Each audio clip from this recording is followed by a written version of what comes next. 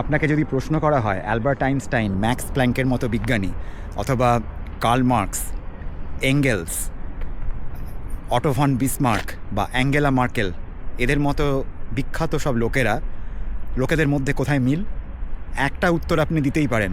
সেটা হচ্ছে এরা প্রত্যেকেই একই ইউনিভার্সিটির ছাত্র বা ছাত্রী ছিলেন।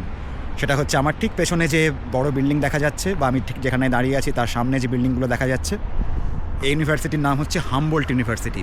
1810 সালে তৈরি, এবং এইসব বিখ্যাত মনীষীদের পড়া এই ইউনিভার্সিটি, তার সামনে আমি দাঁড়িয়ে আছি।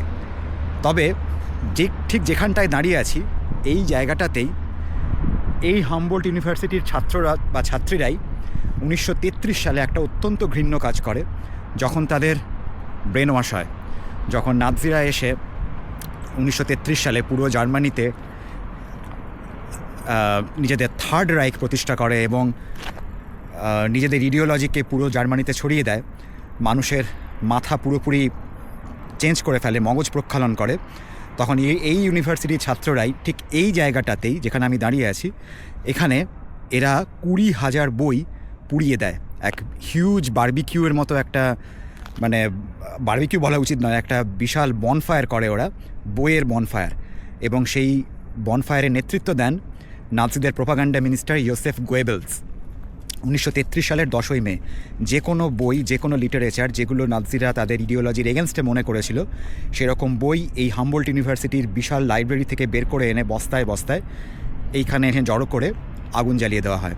সেটা শুরু হয় বার্লিনে, কিন্তু এই জিনিস সারা জার্মানির প্রায় সব জায়গাতে, জার্মানি এবং অস্ট্রিয়ার প্রায় সব জায়গাতে হয়েছে। অত্যন্ত ঘৃণ্য এই কাজ করেন এই বিখ্যাত ইউনিভার্সিটির ছাত্রছাত্রীরাই। তার মানে বোঝা যাচ্ছে যে মানুষ হচ্ছে এমন একটা জীব যাদেরকে অতি সহজেই কিন্তু ব্রেন ওয়াশ করে দেওয়া যায়। আর একবার ব্রেন ওয়াশড হয়ে গেলে খুব সাধারণ লোকও অত্যন্ত ঘৃণ্য কাজ করে ফেলতে পারে। তার প্রমাণ হচ্ছে এই হামবোল্ট ইউনিভার্সিটির ছাত্রদের দ্বারা পড়ানো 20,000 বই। তবে সেটা দিয়েই কি আর হামবোল্ট ইউনিভার্সিটিকে চিহ্নিত করা যায়? তা নয়। বহু বিখ্যাত মনীষীও এই ইউনিভার্সিটিতেই পড়েছেন, এবং আজও পৃথিবীর অন্যতম সেরা একটা ইউনিভার্সিটি রিসার্চ সেন্টার হচ্ছে এই হামবোল্ট ইউনিভার্সিটি।